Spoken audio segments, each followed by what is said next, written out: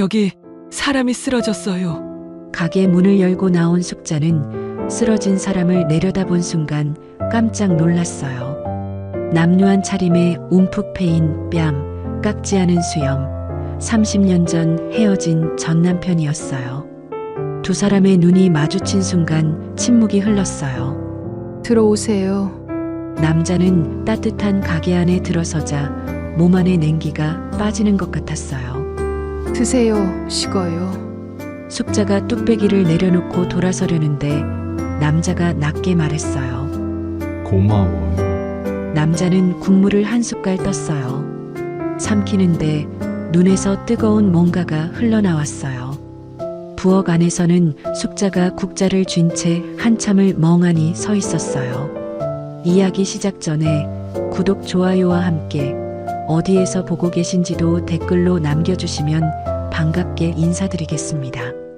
새벽 4시, 시장 골목은 아직 어두웠어요. 가게들은 하나같이 셔터를 내린 채 잠들어 있었고 골목 저편 가로등만 혼자 깜빡이고 있었죠. 그 고요한 어둠 속에서 불 켜진 가게가 딱 하나 있었어요. 간판에는 숙자네 국밥이라고 적혀 있었어요. 흰 바탕에 빨간 글씨. 세월의 발에서 가장자리가 살짝 들떠 있었지만 글씨만큼은 또렷했어요. 그 안에서 강숙자가 혼자 일을 하고 있었어요. 55살. 머리카락에 흰 것이 제법 섞였고 손마디는 굵고 거칠었어요. 하지만 그 손이 움직이는 속도는 더디지 않았어요. 오래전부터 몸에 밴 순서대로 군더더기 없이 움직였죠. 커다란 솥 안에서 육수가 천천히 끓고 있었어요. 사고를 우려내는 냄새가 가게 안에 가득 찼어요. 숙자는 긴 국자로 솥 안을 한번 저어보고는 뚜껑을 반쯤 덮었어요. 불을 살짝 줄이고 잠깐 고개를 들어 김이 오르는 솥을 바라봤어요. 말이 없었어요. 표정도 크게 없었어요. 그냥 그 자리에 오래 있어 온 사람처럼 자연스럽게 서 있었어요. 아침 6시가 넘자 시장이 하나둘 깨어나기 시작했어요. 좌판을 펼치는 소리, 손수레 끄는 소리, 어디선가 라디오 소리도 들려왔어요. 첫 손님은 늘 같은 분이었어요. 70줄에 접어든 할아버지 한 분이었는데 이름은 몰라도 매일 아침 제일 먼저 들어오는 분이었어요. 낡은 점퍼에 모자를 눌러쓰고 자리에 앉기 무섭게 두 손을 무릎에 올려놓는 분이었죠. 숙자는 묻지 않았어요. 국밥 한 그릇에 깍두기를 꺼내 내어놨어요. 할아버지가 뚝배기를 두 손으로 감싸쥐고 한 숟갈 떴어요.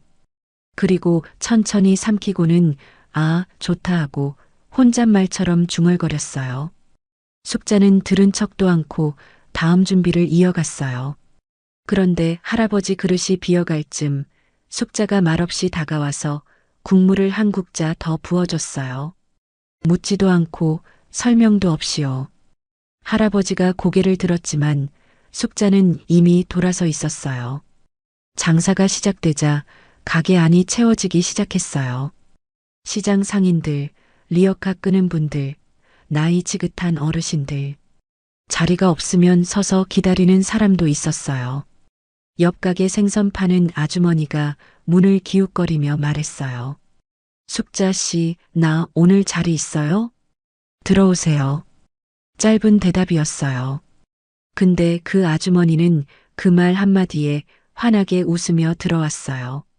시장 사람들 사이에서 숙자는 말이 많은 편이 아니었어요. 친한 척 먼저 다가가는 일도 없었어요. 그런데도 다들 숙자를 편하게 대했어요. 뭔가 믿음직한 데가 있는 사람이 있잖아요. 숙자가 딱 그런 사람이었어요. 점심이 지나고 가게 안이 조용해졌어요. 숙자가 잠깐 허리를 펴며 주위를 둘러봤어요. 그러다 시선이 한 곳에 머물렀어요. 계산대 옆 선반 위 작은 액자 하나가 꽂혀 있었어요. 유리가 누렇게 바랜 낡은 사진이었어요. 누가 찍혔는지는 흐릿해서 잘 알아볼 수 없었어요. 숙자는 그 액자를 특별히 닦지도 치우지도 않았어요. 거기 있는 것을 알면서도 모른 척하는 것처럼 그냥 놔두고 있었죠. 그때였어요. 잠깐 눈꺼풀 뒤로 무언가가 스쳤어요. 하얀 한복을 입은 20살 여자아이. 머리를 단정하게 올리고 두 손을 곧게 모은 채 크고 묵직한 대문 앞에 서 있었어요. 그 대문 안에 뭐가 있는지도 모르면서 그냥 사랑 하나 믿고 들어서던 날이었어요. 그 아이가 바로 숙자였어요. 35년 전 종가 대문 앞에 서 있던 강숙자였어요. 그 기억은 한 호흡만큼만 스쳤다가 사라졌어요. 숙자는 눈을 한번 깜빡이고는 다시 앞치마로 손을 닦았어요. 저녁이 되자 가게 안은 다시 조용해졌어요. 숙자는 마지막 설거지를 마치고 불을 껐어요. 그리고 빈 가게 한가운데 혼자 앉았어요. 테이블 위에 빈 뚝배기 하나가 놓여 있었어요. 아무것도 담기지 않은 그릇이었어요. 숙자는 그 그릇을 한참 바라봤어요. 무슨 생각을 하는지 알 수 없는 얼굴로 그냥 오래 바라봤어요. 쓸쓸한 것 같기도 하고 단단한 것 같기도 한 공허한 얼굴이었어요. 그때 가게 창문 너머 시장 골목 어귀에 어떤 남자가 서 있었어요. 남루한 차림이었어요. 불빛도 제대로 닿지 않는 어둑한 자리에서 숙자네 가게 쪽을 바라보고 있었어요. 한참을 그 자리에 서 있다가 남자는 천천히 어둠 속으로 사라졌어요. 숙자는 그걸 보지 못했어요. 육수솥에서 마지막 김이 피어오르고 있었어요. 숙자가 종가로 시집온 건 20살 때였어요. 박씨 집안은 이 지역에서 알아주는 종가였어요. 조상 대대로 내려온 고택에 집안 어른들 기일만 10개가 넘었고 제사상 하나 차리는데도 며칠 전부터 준비를 해야 하는 큰 규모의 종가댁이었어요. 숙자는 그게 무서운 줄 몰랐어요. 사랑하면 다 할 수 있을 것 같았던 나이였으니까요. 시어머니 조말자는 첫날부터 눈빛이 달랐어요. 반기는 눈빛이 아니었어요. 위아래로 훑어보는 눈이었어요. 마치 들여온 물건이 제대로 된 물건인지 살펴보는 것 같은 그런 눈이었죠. 가난한 집딸이라도 몸가짐은 반듯해야 해. 이 집 며느리는 밖에서도 이 집 얼굴이야. 시어머니는 첫 인사가 끝나기도 전에 그렇게 말했어요. 숙자는 고개를 숙이며 네, 어머님 하고 대답했어요. 목소리가 조금 떨렸지만 눈물은 나지 않았어요. 종가 살림은 고됐어요. 새벽에 일어나 아침을 차리고 시아버지 진지 먼저 올리고 시어머니 반찬 따로 챙기고 손님이 오면 또 상을 봐야 했어요. 제삿날이면 밤을 꼬박 새웠어요. 전을 부치고 탕을 끓이고 나물을 무치고 손이 10개라도 모자랄 지경이었어요. 남편은 바깥일을 했어요. 집안 살림에는 잘 관여하지 않았어요. 숙자가 힘들다는 말을 꺼내면 어머니한테 잘 보여야지 하고 웃어넘기는 사람이었어요. 나쁜 사람은 아니었어요. 그냥 어머니한테는 약한 사람이었어요. 결혼하고 2해가 지났을 때였어요. 숙자는 아이를 가졌어요. 처음으로 몸이 무겁다는 걸 느끼던 날, 혼자 마음속으로 얼마나 기뻤는지 몰라요. 시어머니도 기뻐해 줄 거라 믿었어요. 그런데 석 달을 채우지 못했어요. 병원에서 나오는 날, 숙자는 혼자였어요. 남편은 집안 어른 모임이 있다고 오지 못했어요. 시어머니한테는 미처 알리지도 못했어요. 버스를 타고 혼자 병원에 갔다가 혼자 돌아왔어요. 버스 안에서 창밖을 바라보는데 눈물이 나지 않았어요. 그냥 멍했어요. 몸이 어딘가 비어버린 것 같은 느낌이었어요. 그 빈자리를 뭐라고 불러야 할지 몰랐어요. 그냥 마음이 아팠어요. 그날 저녁 유산 사실을 알게 된 시어머니는 아무 말도 묻지 않았어요. 2번째 유산은 결혼 5년째 되던 해였어요. 그때부터 시어머니의 눈빛이 달라졌어요. 걱정이 아니라 의심이 담긴 눈빛이었어요. 말수가 줄었고 대신 한마디 한마디가 날카로워졌어요. 어느 저녁 밥상머리에서였어요. 시어머니가 숟가락을 내려놓으며 말했어요. 숙자야, 너 몸에 문제가 있는 거 아니야? 병원을 제대로 가봤어? 숙자는 밥을 씹다가 멈췄어요. 가봤어요, 어머님. 별 문제 없다고 했어요. 별 문제가 없는데 왜 자꾸 이러는 거야? 씨가 안 맞는 건지 아니면 네가 문제인 건지. 밥상 위로 침묵이 내려앉았어요. 남편은 고개를 숙인 채 아무 말도 하지 않았어요. 숙자는 그 침묵이 칼보다 더 아팠어요. 그날 밤 방에 들어와 이불을 덮고 누운 숙자 옆에서 남편은 한참 만에 입을 열었어요. 어머니가 좀 심하셨어. 미안해.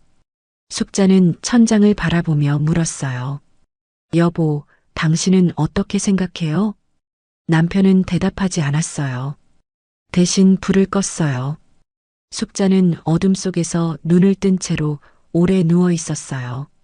손이 이불 위에서 꼭 쥐어졌다가 천천히 펴졌어요. 그 손을 잡아주는 사람은 없었어요. 결혼 7년째 되던 봄이었어요. 시어머니가 숙자를 안방으로 불렀어요. 진지하게 앉으라고 했어요. 숙자는 무릎을 꿇고 앉았어요. 숙자야, 나는 이 집대를 이어야 해. 그게 내가 살아있는 이유야. 근데 너랑은 안 되겠어. 나가줘야겠어. 숙자는 그 말을 듣고도 한동안 움직이지 않았어요. 어머님, 지금 무슨 말씀을 하시는 건지요? 알아들었잖아. 나가줘. 내가 나쁜 사람인 거 알아. 근데 이 집은 내가 끊기면 안 돼. 숙자는 시어머니 얼굴을 똑바로 바라봤어요. 시어머니는 눈을 피했어요. 짐은 많지 않았어요. 혼수로 가져온 이불 한 채, 옷 몇 벌, 화장대 위에 놓인 작은 거울. 그게 전부였어요. 숙자는 보따리 하나에 다 쌌어요. 손이 떨리지 않았어요. 눈물도 나오지 않았어요. 대문 앞에서 남편이 서 있었어요. 숙자가 걸어가자 남편이 팔을 뻗었어요. 잡을 것처럼 뻗었다가 그냥 내렸어요. 숙자야 나는. 숙자는 걸음을 멈추지 않았어요. 남편 얼굴을 보지도 않았어요. 그냥 대문을 열고 나갔어요. 그리고 한 번도 뒤돌아보지 않았어요. 골목을 걸어 나오는데 봄볕이 따뜻했어요. 이상하게 따뜻했어요. 숙자는 그 햇볕 아래 걸으면서 입술을 꼭 다물었어요. 울지 않았어요. 단 한 번도 울지 않았어요. 현재로 돌아와요. 가게 불빛 아래 육수 솥에서 하얀 김이 피어오르고 있었어요. 숙자가 솥 앞에 서서 국자를 천천히 저었어요. 손마디 굵은 손이 솥 안을 둥글게 천천히 저어가고 있었어요. 그 손이 걸어온 시간이 이 가게 안에 조용히 담겨 있었어요. 종가 대문을 나선 숙자가 처음 향한 곳은 친정이었어요. 버스를 2번 갈아타고 걸어서 10분. 어릴 때부터 드나들던 골목이었는데 그날따라 골목이 좁아 보였어요. 보따리를 가슴에 안고 대문을 두드렸어요. 어머니가 나왔어요. 숙자를 보더니 무슨 일인지 묻기도 전에 표정이 굳었어요. 왜 왔어? 그 집에서 나왔어요, 엄마. 짧은 침묵이 흘렀어요. 나오다니. 쫓겨난 거야? 숙자는 대답하지 않았어요. 대답하지 않아도 알 수 있는 얼굴이었어요. 어머니가 한숨을 쉬었어요. 대문을 더 열어주지 않은 채로 말했어요. 들어오지 마. 내 아버지 알면 난리나. 종가에서 쫓겨났다는 게 무슨 소리야. 동네 창피해서 어떻게 살아. 엄마가 어디 친구 집이든 가서 며칠 있다가 다시 들어가 빌어. 빌면 되잖아. 대문이 닫혔어요. 숙자는 한동안 그 자리에 서 있었어요. 닫힌 대문을 바라보다가 천천히 몸을 돌렸어요. 골목을 나오는 발걸음이 아까보다 조금 더 무거웠어요. 하지만 고개는 숙이지 않았어요. 그날 밤은 시장 근처 여관에서 묵었어요. 방은 작고 텁텁한 냄새가 났어요. 벽지가 군데군데 들떠 있었고 창문으로는 골목가로등 빛이 비집고 들어왔어요. 숙자는 보따리를 방 한 구석에 내려놓고 슈퍼에서 사온 컵라면 하나를 바닥에 앉아 먹었어요. 뜨거운 국물을 한 숟갈 뜨는데 이상하게 목이 막혔어요. 울고 싶어서가 아니었어요. 그냥 뜨거운 게 목을 넘어가는데 그게 좀 버거웠어요. 숙자는 라면을 다 먹었어요. 남기지 않고 다 먹었어요. 그리고 누웠어요. 천장을 바라보며 한 가지만 생각했어요. 이제 나 혼자다. 서럽다기보다는 그냥 현실이었어요. 울어봤자 달라지는 건 없었어요. 기댈 곳도 없었어요. 돌아갈 곳도 없었어요. 그러니까 앞으로 나가는 수밖에 없었어요. 숙자는 그렇게 마음을 정했어요. 다음 날 아침 숙자는 시장으로 나갔어요. 손에 가진 돈은 얼마 없었어요. 혼수로 갖고 나온 것들을 팔아서 마련한 돈이 전부였어요. 그 돈으로 채소 몇 가지를 떼어다가 좌판을 폈어요. 시장 한쪽 구석, 사람 많이 다니지 않는 자리였어요. 자리세가 제일 쌌거든요. 처음에는 잘 팔리지 않았어요. 목소리가 크지 않았고 손님을 붙드는 재주도 없었어요. 그냥 물건 늘어놓고 앉아 있으면 사람들이 눈길도 안 줬어요. 옆에서 두부 파는 아주머니가 혀를 찼어요. 저렇게 조용히 앉아 있으면 누가 사요? 목청이라도 크게 질러야지. 무시하는 말인지 가르쳐주는 말인지 모를 소리였어요. 숙자는 아무 대꾸도 안 했어요. 그 대신 다음 날부터 조금씩 바꿨어요. 채소를 더 깨끗하게 다듬어서 늘어놨어요. 무른 것, 시든 것은 빼고 실한 것만 골라 앞줄에 세웠어요. 손님이 집었다 놓은 물건도 손으로 한 번 더 닦아서 다시 올렸어요. 말은 많이 하지 않았지만 물건은 정직했어요. 한 달쯤 지났을 때 단골이 한 명 생겼어요. 2달이 지나자 2명이 됐어요.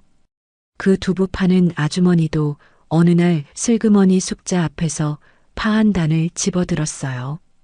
돈을 내면서 아무 말도 하지 않았어요. 숙자도 아무 말 하지 않았어요. 그냥 거스름돈을 건네줬어요. 그게 시작이었어요. 숙자는 행상을 하면서 시장을 배웠어요. 외상을 줘도 되는 사람인지 아닌지, 어디서 물건을 떼야 신선한지, 비 오는 날과 맑은 날 손님 수가 얼마나 다른지, 몸으로 하나씩 익혀갔어요. 몇 년이 지나서야 작은 가게 자리가 생겼어요. 시장 안쪽, 좌판보다는 낫지만 구석진 자리였어요. 숙자는 거기서 국밥을 시작했어요. 처음에는 테이블이 2개였어요. 솥도 하나였어요. 재료 쌀 돈이 딱 그만큼이었으니까요. 새벽에 혼자 사고를 사다가 직접 우려냈어요.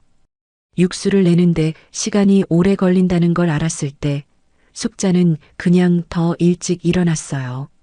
한편 종가에서는 다른 시간이 흐르고 있었어요. 숙자가 나간 이듬해 이루는 재혼을 했어요. 시어머니인 말자가 직접 고른 여자였어요.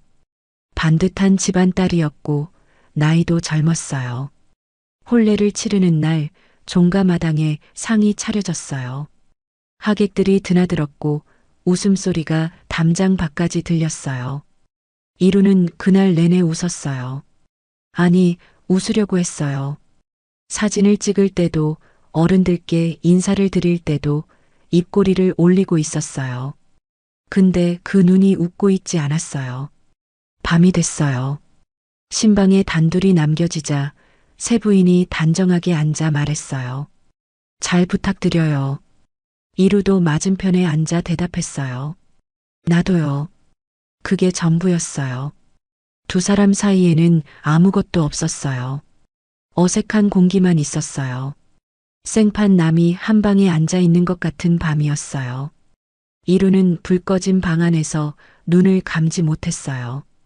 천장 어딘가를 바라보다가 문득 오래된 장면 하나가 떠올랐어요.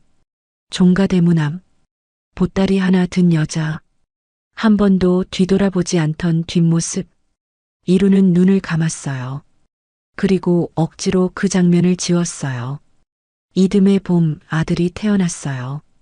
말자는 아이를 품에 안고 한동안 말이 없었어요. 눈가가 붉어졌어요. 기뻐서 우는 것처럼 보였어요. 오래 기다렸던 것을 손에 넣은 사람의 얼굴이었어요. 그런데 아이를 내려다보던 말자의 표정이 잠깐 굳었어요. 이유는 아무도 몰랐어요. 말자 자신만 알고 있었어요. 품 안에 아이가 웃고 있었는데 말자 머릿속에는 다른 얼굴이 스치고 지나갔어요. 짐 꾸리던 손, 뒤돌아보지 않던 뒷모습, 그리고 한마디도 울지 않던 전 며느리의 얼굴이요. 말자는 아이를 꼭 안았어요. 더 꼭 안았어요. 마치 그렇게 하면 그 얼굴이 사라질 것처럼요. 아이 이름은 박준혁이었어요. 태어날 때부터 살이 오르고 눈이 또렷한 아이였어요. 말자는 그 아이를 보는 낙으로 산다고 했어요. 아침에 눈 뜨면 제일 먼저 아이 방으로 가고 밥을 먹을 때도 아이를 무릎에 앉혀두고 먹었어요.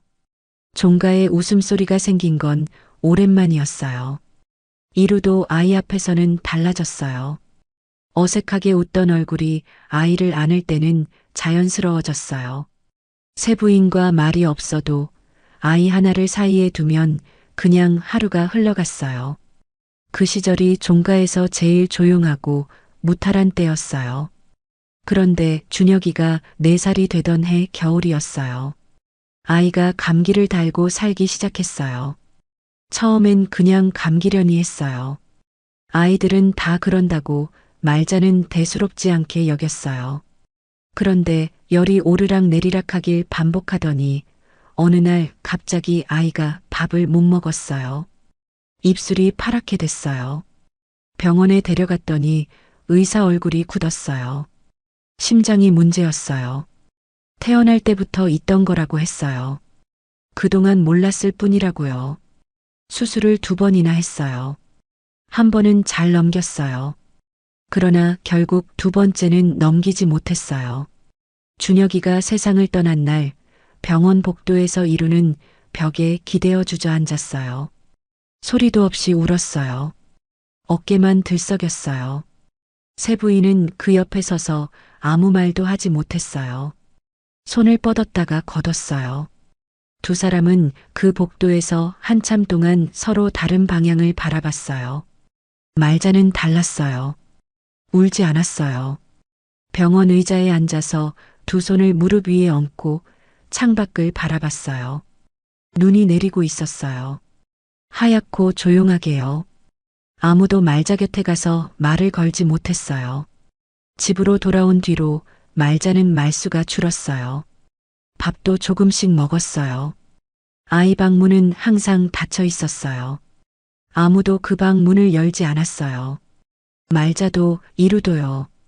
그 방에 있던 조그만 장난감들, 알록달록한 이불, 아이 이름이 적힌 나무 블록들이 그 안에서 그대로 잠들어 버렸어요. 준혁이가 떠난 뒤로 세부인은 점점 종가에서 멀어졌어요. 처음엔 친정에 며칠 다녀온다고 했어요. 그 며칠이 길어졌어요. 돌아와도 말이 없었고 남편 곁에 앉아 있어도 서로 할 말이 없었어요. 아이가 없으니 2 사람 사이를 이어주는 게 아무것도 없었어요. 어느 날 세부인이 짐을 쌌어요. 이루는 막지 않았어요. 붙잡지도 않았어요. 현관 앞에서 서로 마주보다가 세부인이 고개를 숙이며 말했어요. 저도 이제 지쳤어요. 이루도 고개를 끄덕였어요. 미안해요. 그게 마지막이었어요. 종가에는 말자와 이루, 둘만 남았어요. 집안은 넓은데 사람 기운이 없었어요. 밥을 차려도 먹는 등 많은 등이었고 저녁이면 각자 방에 들어가 불을 껐어요. 그렇게 세월이 흘렀어요.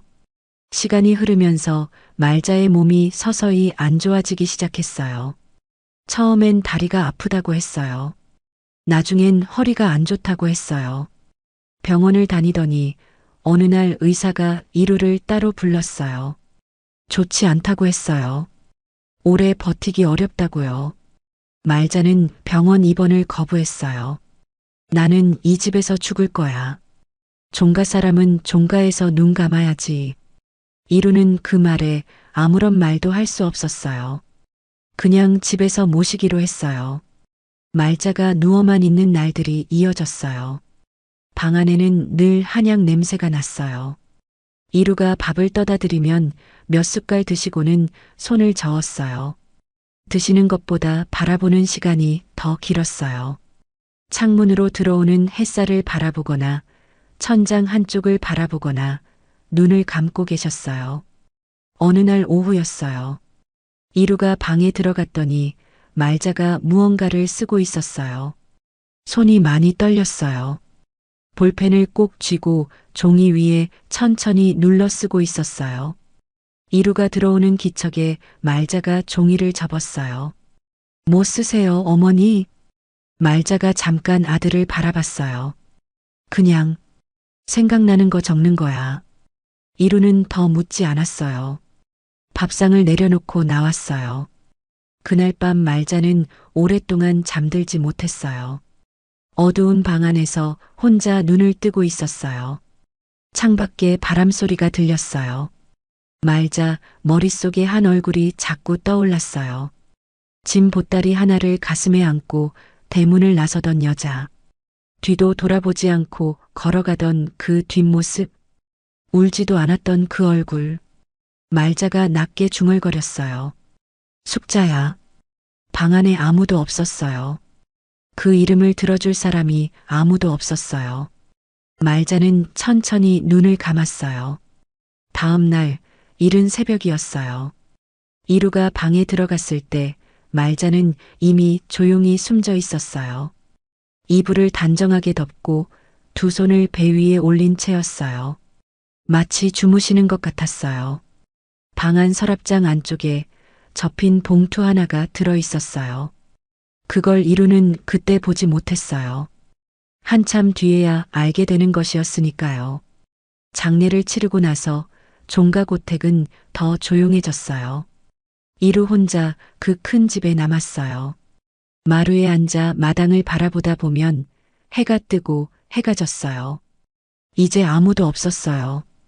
아무도 기다리는 사람이 없는 집은 집이 아니라 그냥 건물이었어요. 말자가 떠나고 나서 이루는 한동안 아무것도 하지 않았어요. 고택 마루에 앉아 마당을 바라보는 날들이 이어졌어요. 감나무 잎이 지고 마당에 낙엽이 쌓여도 쓸지 않았어요.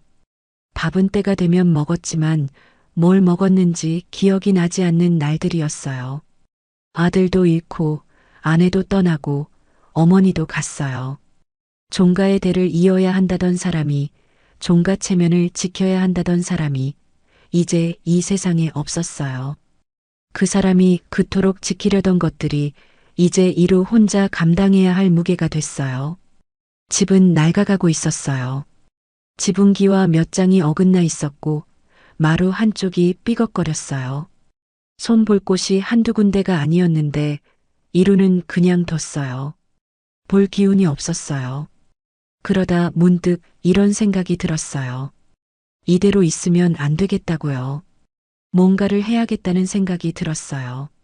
가만히 앉아서 낡아가는 집처럼 자신도 그렇게 사가가는 것 같아서요. 이루는 사업을 시작하기로 했어요.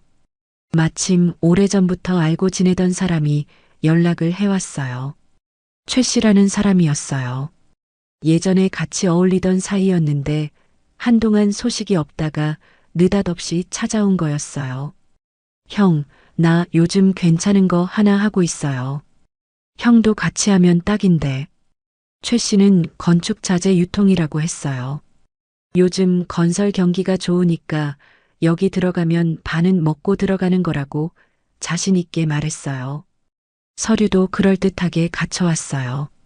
이루는 오래 생각하지 않았어요. 원래 꼼꼼한 편이 아니었어요. 사람을 쉽게 믿는 편이었고 한번 믿으면 끝까지 믿는 편이었어요. 그게 좋은 성격인지 어리석은 성격인지는 살아봐야 아는 거였는데 그때는 몰랐어요. 폐물을 팔았어요. 말자가 남겨둔 금부치들이었어요. 장롱 깊숙이 넣어둔 것들을 꺼내서 금방에 가져갔어요.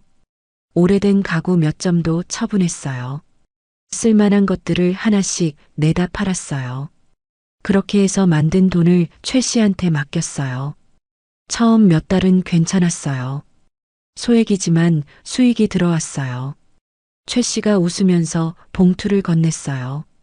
이루는 이게 되는구나 싶었어요. 그래서 더 넣었어요. 차를 팔았어요. 남아있던 예금도 털었어요. 그리고 어느 날 최 씨가 연락을 끊었어요. 전화를 해도 받지 않았어요. 사무실로 찾아가니 이미 문이 닫혀 있었어요. 건물 관리인이 말했어요. 지난달에 이미 나갔다고요. 이루는 그 건물 앞에서 한동안 서 있었어요.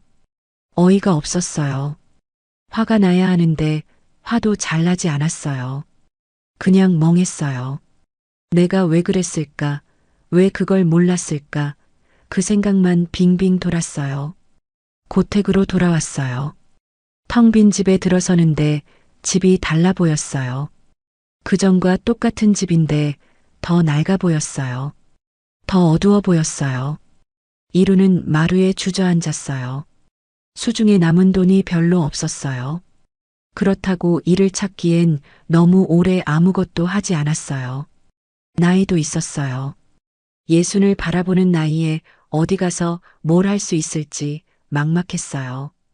작은 사업을 또 한 번 시도했어요. 이번엔 아는 사람 소개로 반찬 가게 자리를 얻었어요.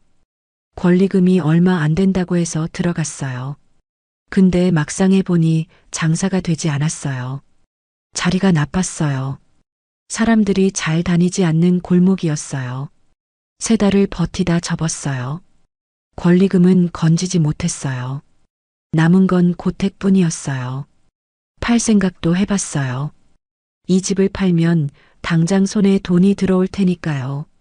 근데 집문서를 꺼내 들고 앉았다가 그냥 다시 서랍에 넣었어요. 이 집은 팔 수 없다는 생각이 들었어요. 이유가 논리적이지 않았어요. 그냥 이건 안 된다는 느낌이었어요. 반찬 가게 내느라 살던 전세금도 뺀 상태였어요. 고택 근처에 얻어뒀던 작은 전세방이었어요. 짐을 쌌어요. 배낭 하나였어요. 고택은 자물쇠를 채우고 나왔어요. 문을 잠그는데 손이 떨렸어요. 자물쇠를 채우고 나서 열쇠를 주머니에 넣고 대문을 한번 돌아봤어요. 이 집이 언제적 집인지. 증조 할아버지 때부터 내려온 집이었어요. 명절마다 일가 친척이 모이던 집이었어요. 어머니가 평생을 지키려던 집이었어요. 그 집 앞에서 이루는 배낭을 고쳐 메고 골목을 걸어 나왔어요. 갈 곳이 없었어요. 처음엔 낮에는 공원 벤치에 앉아 있다가 밤엔 역 대합실에서 버텼어요. 역 직원 눈치가 보이면 자리를 옮겼어요. 날이 추우면 찜질방을 찾았어요. 찜질방 돈도 없는 날은 그냥 걸었어요. 먹는 것도 줄였어요. 하루에 한 끼 먹는 날도 생겼어요. 편의점 앞에서 뭘 살까 오래 바라보다가 제일 싼 것 하나 집어드는 날이 이어졌어요. 그러던 어느 날이었어요. 골목 어귀에서 예전에 알던 사람과 딱 마주쳤어요. 집안 행사에서 몇 번 봤던 사람이었어요. 상대도 이루를 알아봤어요. 잠깐 눈이 마주쳤어요. 그 사람이 눈을 피했어요. 그리고 빠른 걸음으로 지나쳐 갔어요. 뒤도 돌아보지 않았어요. 이루는 그 자리에 서서 그 사람의 뒷모습을 바라봤어요. 뭔가 할 말이 있었는데 아무 말도 나오지 않았어요. 그냥 섰다가 그냥 걸었어요. 그날 밤 이루는 공원 벤치에 앉아서 하늘을 올려다봤어요. 별이 몇 개 보였어요. 별을 올려다보면서 이루는 아무 생각도 하지 않으려고 했어요. 생각을 하면 결국 후회가 나왔어요. 후회를 하면 결국 한 얼굴이 떠올랐어요. 그 얼굴을 떠올리기 싫었어요. 지금의 자기 꼴로 그 얼굴을 떠올리는 게 너무 부끄러웠어요. 한편 그 시각 시장 골목에서는 불 하나가 켜져 있었어요. 새벽 육수를 끓이려고 숙자가 벌써 솥에 불을 붙였어요. 사골이 물속에서 천천히 끓기 시작했어요. 하얀 김이 피어올랐어요. 가게 안이 온기로 가득 찼어요. 숙자는 긴 국자로 솥 안을 한번 저으며 불 조절을 했어요. 말이 없었어요.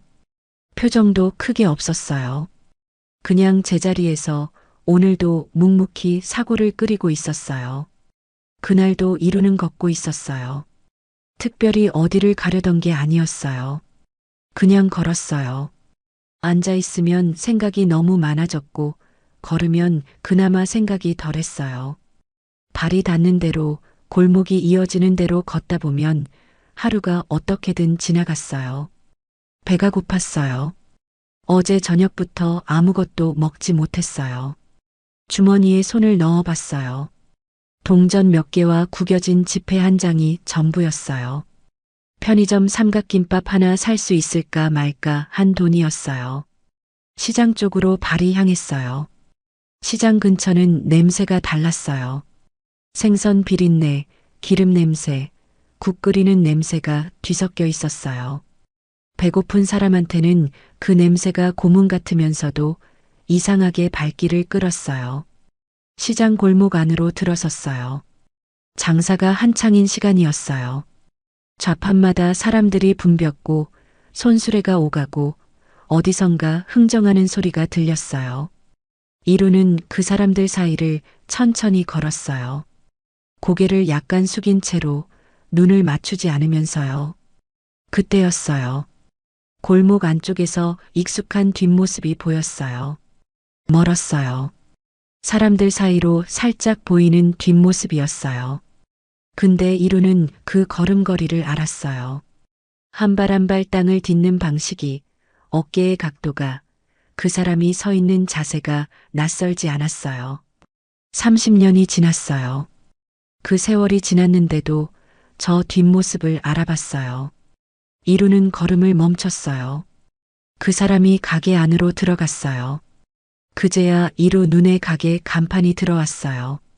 흰 바탕에 빨간 글씨, 숙잔의 국밥. 다리에 힘이 빠졌어요. 이루는 그 자리에 서서 가게를 바라봤어요. 들어갈 수가 없었어요.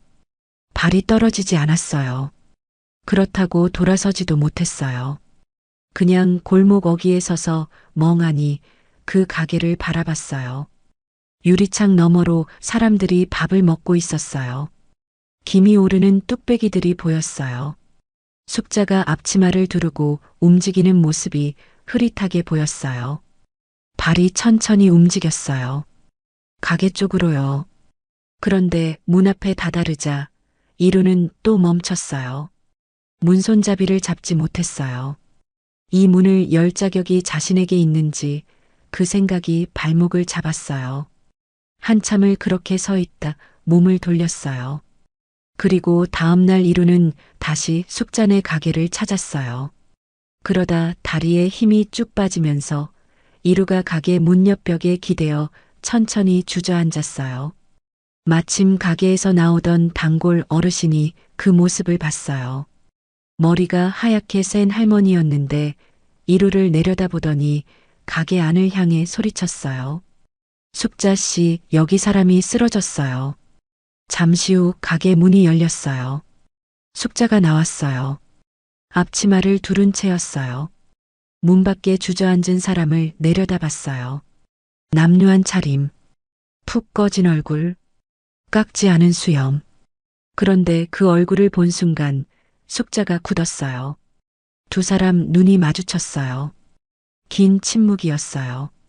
골목 소음이 다 사라진 것 같은 고요였어요. 이루가 먼저 눈을 피했어요. 고개를 떨궜어요. 숙자는 아무 말도 하지 않았어요. 표정이 어떤지 읽기가 어려웠어요. 굳어 있었어요. 그러고는 조용히 말했어요. 들어와요. 따뜻한 말도 아니었어요. 반가운 말도 아니었어요. 그냥 들어오라는 말이었어요. 이루가 벽에 손을 짚고 천천히 일어섰어요. 다리가 떨렸어요. 가게 안으로 들어가서 구석 자리에 앉았어요. 가게 안은 따뜻했어요. 오래 돌아다니던 몸에 그 온기가 한꺼번에 느껴졌어요. 눈이 저절로 감길 것 같았어요. 잠시 후 숙자가 뚝배기를 들고 왔어요. 국밥이었어요. 김이 모락모락 올라왔어요. 깍두기도 작은 그릇에 담겨 함께 내어놓았어요. 숙자는 상을 내려놓고 아무 말도 하지 않았어요. 돌아서려다 잠깐 멈췄어요. 먹어요. 그 한마디뿐이었어요. 이루는 숟가락을 들었어요. 국물을 한 숟갈 떴어요. 입에 넣는 순간 뭔가가 목에서 걸렸어요. 삼키는데 힘이 들었어요. 뜨겁고 깊은 국물이 식도를 타고 내려가는데 눈 뒤가 뜨거워졌어요. 울고 싶지 않았어요. 이 자리에서 울면 안 된다고 생각했어요.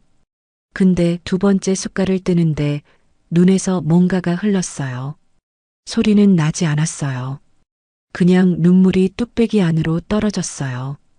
이루는 고개를 더 숙였어요. 아무도 보지 않기를 바라면서 그냥 먹었어요. 계속 먹었어요. 뚝배기가 비워졌어요. 숙자가 다시 다가왔어요. 손에 봉투 하나를 들고 있었어요. 테이블 위에 조용히 내려놓았어요. 이루가 봉투를 바라봤어요. 이게 뭐예요? 오늘 재료값으로 빼둔 거예요. 별거 아니에요. 이루가 고개를 들었어요. 숙자 얼굴을 바라봤어요. 숙자 씨, 나는 말 안 해도 돼요. 숙자가 짧게 끊었어요. 목소리가 차갑지는 않았어요. 그렇다고 따뜻하지도 않았어요. 그냥 담담했어요. 지금 그 말할 때 아니에요. 먹었으면 가요. 이루는 더 말을 잇지 못했어요. 봉투를 집었어요. 자리에서 일어나 허리를 숙였어요. 말이 안 나왔어요. 그냥 깊이 고개를 숙였어요. 얼마나 숙이고 있었는지 모를 만큼 오래요. 그리고 가게 문을 열고 나왔어요. 골목 바람이 얼굴에 닿았어요. 차가웠어요. 이루는 걸음을 멈추고 봉투를 두 손으로 꼭 쥐었어요. 손 안에 봉투가 느껴졌어요. 얇았어요. 많은 돈이 아니었어요. 근데 이상하게 무거웠어요. 이 돈이 뭔지 알았어요. 이건 그냥 돈이 아니었어요. 이 가게를 꾸려온 사람이 오늘 재료값으로 써야 할 돈을 꺼내준 거였어요. 따뜻한 척도 하지 않고 가여워하는 척도 하지 않고 그냥 아무 말 없이 내어준 거였어요. 이루는 오래 골목 어귀에 서 있었어요. 가게 쪽을 돌아보지 않았어요. 하지만 등 뒤로 그 가게의 온기가 느껴지는 것 같았어요. 솥에서 피어오르는 김처럼 조용하고 묵직하게요. 이루는 봉투를 주머니 깊숙이 넣었어요. 이 돈은 쓰지 않겠다고 생각했어요. 쓸 수가 없었어요. 이건 다시 일어서기 전까지는 열어보지 않을 거라고 그렇게 속으로 다짐했어요. 걸음을 옮겼어요. 아까보다 조금 달랐어요. 여전히 남루하고 여전히 배낭 하나뿐이었지만 발걸음이 조금 달라져 있었어요. 어디로 가야 할지 알 것 같았어요. 고택으로 가야겠다고 생각했어요. 자물쇠 채우고 나온 그 집으로 다시 돌아가야겠다고요. 고택 앞에 섰을 때 이루는 잠시 움직이지 못했어요. 자물쇠는 그대로였죠. 녹이 슬기 시작한 자물쇠였어요. 열쇠를 꽂아 돌리는데 뻑뻑했어요. 한 번에 열리지 않아서 두 번, 세 번 돌렸죠. 딸깍 소리가 나면서 문이 열렸어요. 삐걱거리는 소리가 골목에 크게 울렸어요. 안으로 들어섰어요. 마당에는 낙엽이 쌓여 있었죠. 오래된 감나무 가지가 뻗어 있었고 처마 밑엔 거미줄이 쳐져 있었어요. 마루는 먼지가 하얗게 내려앉아 있었고 문짝 하나는 경첩이 느슨해져 빗둘게 걸려 있었죠. 이루는 그 마당을 천천히 둘러봤어요. 무너질 것 같으면서도 서 있었어요. 허름하지만 자리를 지키고 있었죠. 묘하게 그 모습이 자신과 닮아 보였어요. 짐을 마루에 내려놓고 이루는 빗자루부터 찾았어요. 창고 한켠에 먼지 덮인 빗자루가 있었어요. 그걸 꺼내서 마당 낙엽부터 쓸었어요. 뭘 어디서부터 해야 할지 몰랐지만 일단 쓸 수 있는 것부터 쓸었어요. 낙엽 더미가 커졌어요. 2번, 3번 쓸어 한쪽에 모았어요. 얼마 뒤 담장 너머에서 인기척이 느껴졌어요. 옆집 아주머니였어요. 예전에 명절마다 떡을 나눠주던 분이었죠. 담장 위로 고개를 내밀고 이루를 봤어요. 어머, 박 씨 아니에요? 이루가 고개를 들었어요. 네, 오랜만이에요. 아주머니 표정이 복잡했어요. 반가운 것 같기도 하고 어색한 것 같기도 했죠. 잠깐 뭔가 말하려다가 그냥 고개를 끄덕였어요. 집이 많이 낡았네요. 손 좀 봐야죠. 그러게요. 그게 전부였어요. 아주머니는 다시 자신의 집 안으로 들어갔어요. 반기는 말도 위로하는 말도 없었어요. 예전에 종가 사람이라고 깍듯하게 대하던 것과는 달랐죠. 세월이 바꿔놓은 거였어요. 이루는 개의치 않았어요. 아니, 개의치 않으려고 했어요. 빗자루질을 계속했어요. 사흘 동안 마당을 정리했어요. 나흘째부터는 방 안으로 들어갔어요. 걸레를 들고 방마다 닦았어요.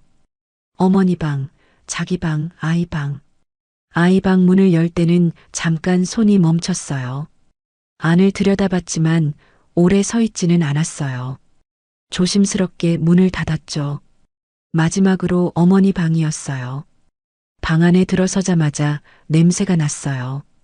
한약 냄새, 오래된 나무 냄새, 그리고 어머니 냄새 같은 것이 뒤섞인 냄새였어요. 이루는 문을 활짝 열어 환기를 시키고 천천히 방을 닦기 시작했죠. 이불을 걷었어요. 옷가지를 정리했어요. 서랍장을 열어서 안에 있는 것들을 하나씩 꺼냈어요. 낡은 손수건, 오래된 안경집, 작은 묵주, 그리고 맨 안쪽 서랍에 반으로 접힌 누런 봉투 하나가 있었어요. 이루는 봉투를 꺼냈어요. 겉면에 아무것도 적혀 있지 않았어요. 봉투 입구가 풀로 붙어 있었는데 세월이 지나서인지 살짝 들떠 있었죠. 이루는 봉투를 열었어요. 안에 2가지가 들어 있었어요. 종이 1장 그리고 문서 하나. 종이를 먼저 펼쳤어요. 손글씨였어요. 어머니 필체였죠. 오른쪽으로 약간 기운, 힘있던 글씨가 이 편지에서는 흔들려 있었어요. 손이 많이 떨릴 때 쓴 글씨였어요. 이루는 천천히 읽었어요. 이루야, 이 편지를 네가 언제 볼지 모르겠다. 내가 눈 감기 전에 직접 말했어야 했는데 끝내 못했어. 그게 내 마지막 비겁함이다. 숙자한테 잘못했어. 아이를 못 낳는다고, 대를 못 잇는다고 내보냈지만 그건 내 욕심이었어. 종가 체면이 사람보다 중요한 줄 알았어. 그런데 준혁이를 잃고 나서야 알았어. 사람이 먼저였어. 그 애가 나가던 날 한 번도 뒤돌아보지 않았잖아. 그게 나는 지금도 눈에 밟혀. 서랍 안에 강남에 사놓은 땅 문서가 있어. 내 이름으로 된 거야. 원래는 팔아서 이루 너에게 쓰려고 했던 건데 이제는 숙자한테 줘야 할 것 같아. 그 애한테 가야 할 몫이야. 네가 직접 전해줘라. 부탁이야. 이루는 편지를 읽다가 멈췄어요. 한 구절을 다시 읽었어요. 그 애가 나가던 날 한 번도 뒤돌아보지 않았잖아. 다시 또 읽었어요. 3번째 읽었어요. 손이 떨렸어요. 종이가 흔들렸죠. 이루는 천천히 주저앉았어요. 방바닥에 그대로 앉아서 편지를 손에 든 채 고개를 숙였어요. 소리는 없었어요. 어깨도 들썩이지 않았어요. 그냥 무너지듯 앉아 있었어요. 얼마나 그렇게 있었는지 몰랐어요. 방안이 어두워지기 시작할 때까지 이루는 그 자리에서 일어나지 않았어요. 문서를 펼쳐봤어요. 강남 땅, 천평. 어머니 이름으로 된 문서였어요. 서류가 오래됐는데도 내용은 또렷했죠. 이루는 그 문서를 천천히 다시 접었어요. 그리고 봉투에 도로 넣었어요. 이 땅을 자신이 가지면 절대 안 되겠다는 생각이 들었어요. 당장 이걸 들고 어딘가에 쓴다면 그게 어머니 유언을 저버리는 거라는 걸 알았죠. 이건 자기 것이 아니었어요. 숙자에게 가야 할 것이었어요. 근데 지금 이 꼴로 가서 내밀 수는 없었어요. 빈손에 빈몸으로 찾아가서 이걸 내미는 건 속죄가 아니라 또 다른 비겁함이라는 생각이 들었어요. 먼저 자기가 일어서야 했어요. 그 다음에 찾아가야 했죠. 봉투를 품 안에 넣었어요. 이루는 방 안을 다시 둘러봤어요. 환기가 되면서 낡은 냄새가 조금 빠져 있었어요. 창으로 들어오는 저녁 햇살이 마루 위에 길게 누워 있었죠.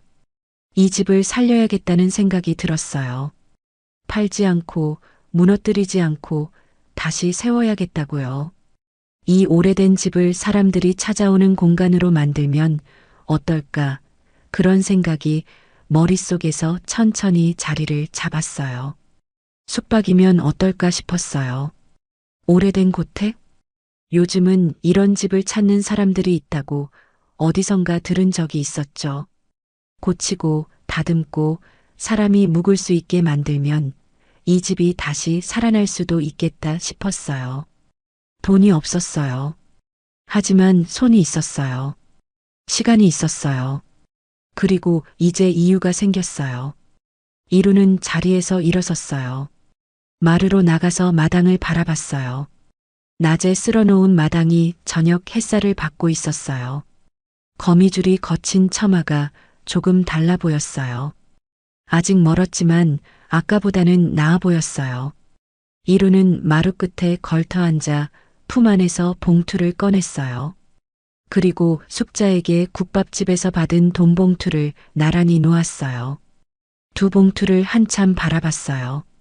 하나는 받아서는 안 될 것을 받은 사람의 빚이었고 하나는 갚아야 할 것을 품어온 어머니의 유언이었어요. 두 가지 모두 같은 방향을 가리키고 있었죠. 이루는 두 봉투를 다시 품 안에 넣었어요. 내일부터 다시 시작할 힘이 생겼어요. 마당에 저녁이 내려앉고 있었어요. 고택을 고치는 일은 만만하지 않았어요. 손볼 곳이 한두 군데가 아니었죠. 기와 몇 장은 어긋나 있었고 마루 한쪽은 밟을 때마다 꺼지는 느낌이 났어요. 부엌 천장에는 빗물 자국이 얼룩처럼 번져 있었고 담장한 귀퉁이는 기울어져 있었죠. 이루는 아침 일찍 일어나 집을 한 바퀴 돌면서 손볼 곳을 종이에 적었어요. 처음엔 10가지였는데 자세히 보니 20가지가 넘었죠. 다 보고 나서 한숨이 나왔어요. 그래도 종이를 접어 주머니에 넣었어요. 어디서부터 시작하느냐보다 일단 시작하는 게 중요했으니까요. 돈이 없었기 때문에 품을 팔았어요. 근처 철물점에 가서 자재를 외상으로 달라고 했더니 주인이 위아래로 훑어봤어요. 이루가 설명했어요. 이 동네 종가 고택 주인이고 집을 손봐서 숙박업을 할 생각이라고요. 외상값은 반드시 갚겠다고요. 철물점 주인이 한참을 말이 없더니 입을 열었어요. 거기가 박씨 집안 고택이에요? 네. 내가 어릴 때 그 집 마당에서 윷놀이 한 적 있어요.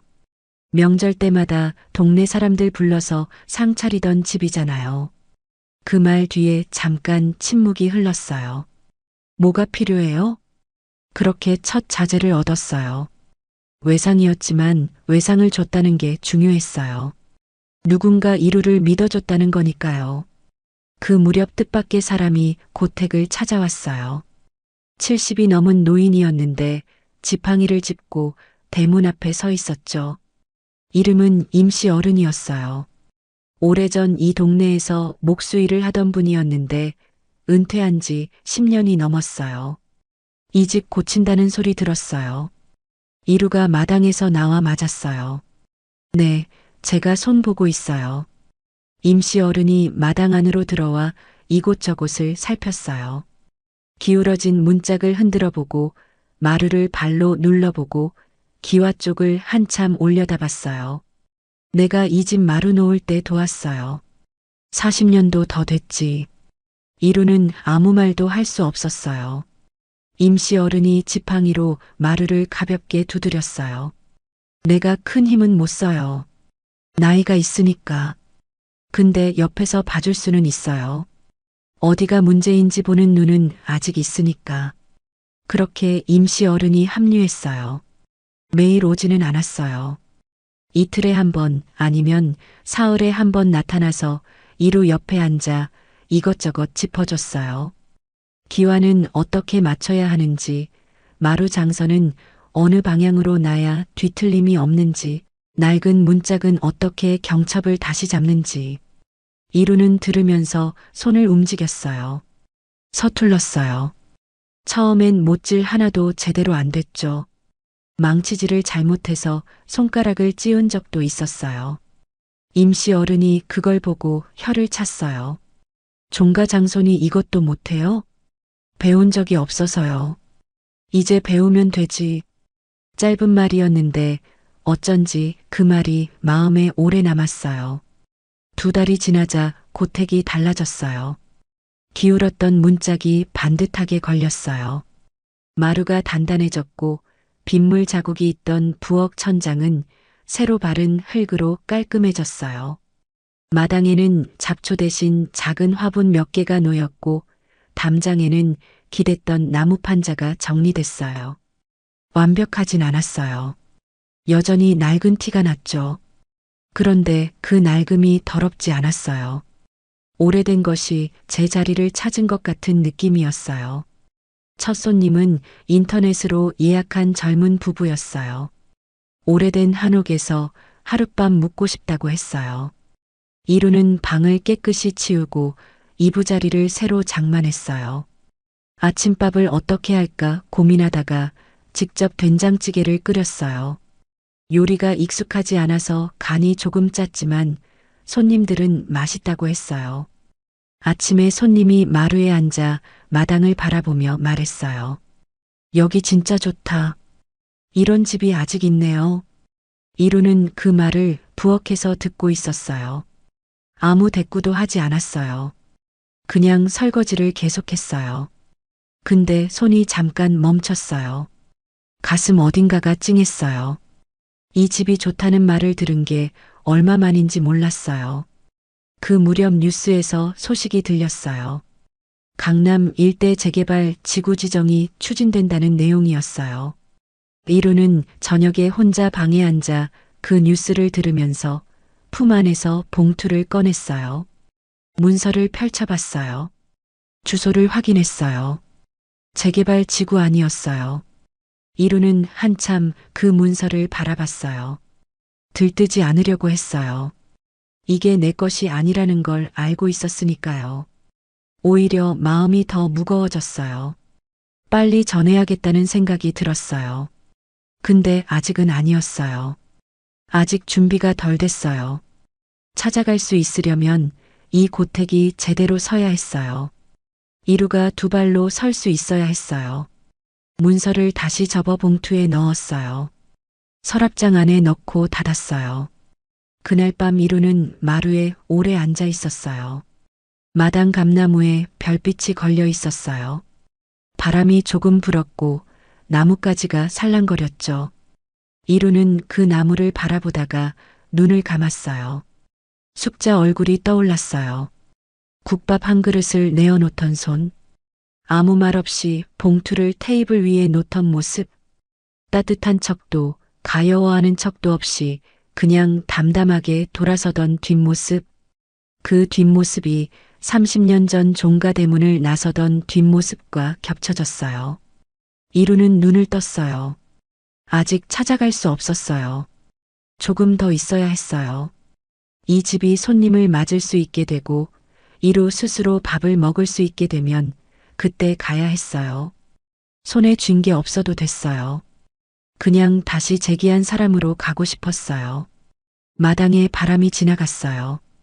감나무 잎이 흔들렸어요. 고택은 조용히 그 자리에 서 있었죠. 몇 달이 흘렀어요. 이루가 시장 골목에 들어선 건 오후 2시가 조금 넘은 시각이었어요. 점심 장사가 끝날 무렵이었죠. 이 시간이면 가게가 한산할 거라는 걸 알고 골랐어요. 사람이 많은 시간에 가면 안 될 것 같았어요. 그 이야기는 조용한 자리에서 해야 했으니까요. 골목 입구에서 잠깐 멈췄어요. 반년 전 허기진 배를 붙잡고 이 골목을 헤매던 날이 떠올랐죠. 그때와 지금은 달랐어요. 차림이 깔끔해졌고 발걸음에 힘이 있었어요. 품 안에 봉투를 넣고 왔어요. 어머니 편지와 땅 문서가 함께 들어 있었죠. 숙잔의 국밥 가게 앞에 섰어요. 유리문 너머로 안이 보였어요. 손님은 한 테이블만 남아 있었어요. 숙자가 카운터 쪽에서 뭔가를 정리하고 있었죠. 이루는 문을 열었어요. 이번엔 망설이지 않았어요. 그냥 열었어요. 들어오는 기척에 숙자가 고개를 들었어요. 이루와 눈이 마주쳤어요. 반년 전처럼 긴 침묵이 흐르지는 않았어요. 숙자가 잠깐 이루를 바라보다가 시선을 내렸어요. 왔어요. 반기는 말도 아니고 차가운 말도 아니었어요. 그냥 확인하는 말이었죠. 네. 잠깐 시간 괜찮으세요? 마지막 손님이 자리에서 일어나 나갔어요. 가게 안이 조용해졌어요. 숙자가 앞치마를 벗으며 구석 테이블을 턱으로 가리켰어요. 거기 앉아요. 두 사람이 테이블 하나를 사이에 두고 마주 앉았어요. 숙자는 아무것도 묻지 않았어요. 이루가 먼저 말을 꺼낼 때까지 기다렸어요. 그 기다림이 편하지도 불편하지도 않았어요. 그냥 오래 세월을 건너온 두 사람 사이의 고요였어요. 이루가 품 안에서 봉투를 꺼냈어요. 테이블 위에 놓았어요. 어머니 유품 정리하다 나온 거예요. 어머니가 남기신 편지랑 문서가 들어있어요. 숙자가 봉투를 바라봤어요. 손을 뻗지 않았어요. 무슨 문서요? 강남 땅이에요. 1000평? 어머니 이름으로 돼 있던 건데 편지에 숙자 씨한테 드리라고 쓰셨어요. 숙자 표정이 굳었어요. 잠깐 말이 없었죠. 봉투와 이루 얼굴을 번갈아 봤어요. 장난해요? 아니에요. 그 땅이 얼마짜린데. 지금 재개발 얘기 나오면서 값이 많이 올랐어요. 근데 그게 중요한 게 아니에요. 어머니가 숙자 씨한테 주라고 하셨어요. 편지에 직접 쓰셨어요. 숙자는 한동안 봉투를 바라봤어요. 그러다 천천히 손을 뻗어 봉투를 집었어요. 안에서 편지를 꺼냈어요. 펼쳤어요. 흔들린 필체가 눈에 들어왔어요. 시어머니 글씨였죠. 숙자는 오래전 그 글씨를 본 적이 있었어요. 제삿날 재물 목록을 적던 글씨, 손님 상 차림표를 쓰던 글씨, 그 글씨가 이렇게 흔들려 있었어요. 숙자가 읽기 시작했어요. 중간쯤에서 손이 멈췄어요. 종이를 쥔 손가락에 힘이 들어갔죠. 이루는 그걸 보면서 아무 말도 하지 않았어요. 그 애가 나가던 날 한 번도 뒤돌아보지 않았잖아. 그게 나는 지금도 눈에 밟혀.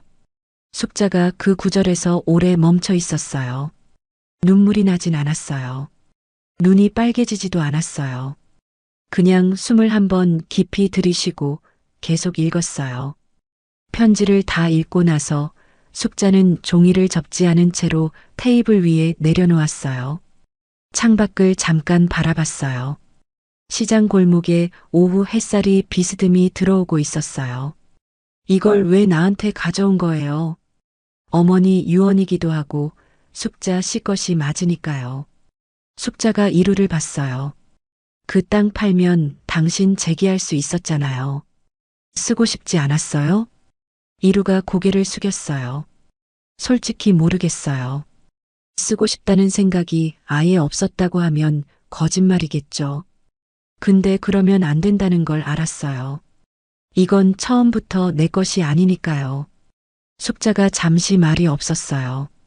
고택은요. 거기서 숙박한다는 소문 들었어요. 이루가 고개를 들었어요. 네. 조금씩 되고 있어요. 혼자요? 혼자 시작했어요. 동네 목수 어른이 도와주셨고요. 숙자가 테이블 위 편지를 다시 한번 바라봤어요.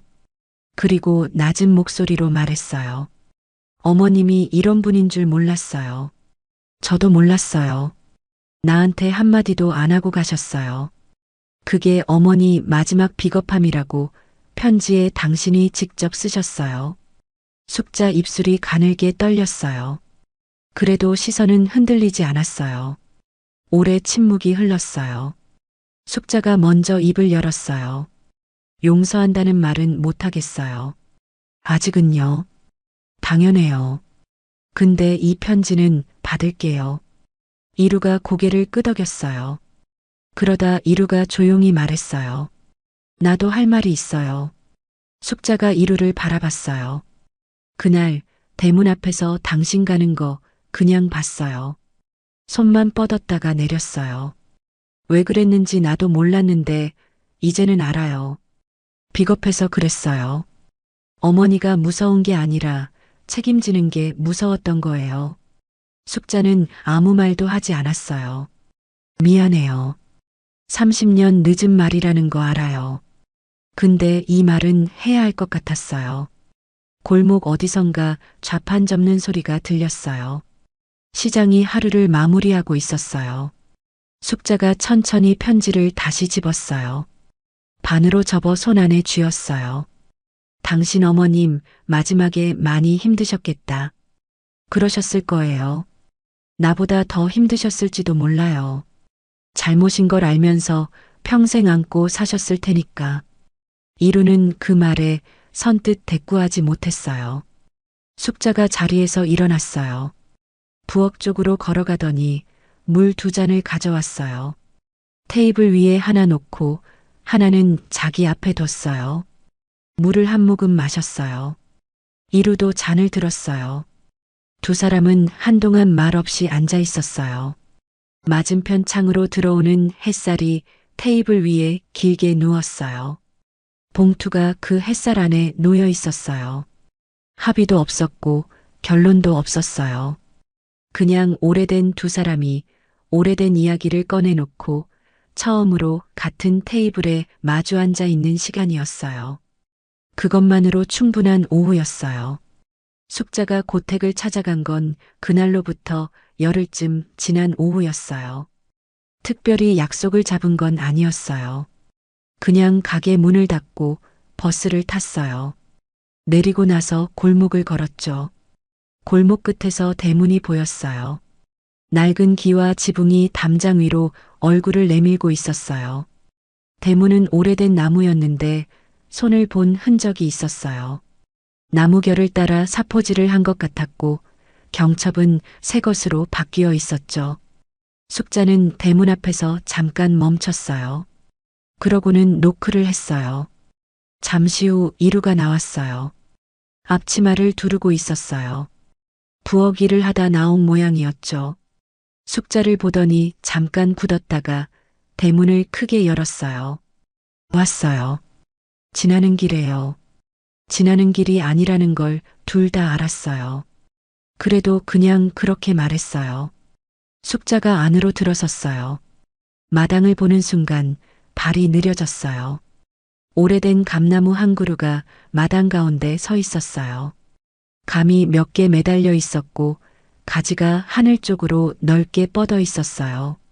마당은 깨끗하게 쓸려 있었고 처마 아래 화분이 줄지어 놓여 있었어요. 숙자가 천천히 마당을 걸었어요. 마루 위를 올라가 툇마루에 서서 안채를 들여다봤어요. 방문이 열려 있었어요. 깔끔하게 정돈된 방 안이 보였죠. 직접 다 고쳤어요? 거의요. 목수 어른이 도와주셨고요. 숙자가 처마를 올려다봤어요. 기와가 반듯하게 놓여 있었어요. 잘 고쳤네요. 칭찬인지 확인인지 모를 말이었어요. 이루는 그냥 고개를 끄덕였어요. 숙자가 마당을 한 바퀴 더 돌았어요. 그러다 부엌 쪽으로 발길이 향했어요. 이루가 말리지 않았어요. 숙자가 부엌 문을 열고 안을 들여다봤죠. 넓은 부엌이었어요. 아궁이 자리에 현대식 가스레인지가 놓여 있었어요. 선반 위에 그릇들이 가지런히 정렬돼 있었고 바닥은 쓸고 닦아 깨끗했어요. 그런데 한쪽 구석에 솥단지 하나가 놓여 있었어요. 검게 그을린 무쇠 솥이었어요. 오래된 것이었죠. 누가 봐도 수십 년은 된 솥이었어요. 지금 쓰지는 않는 것 같았어요.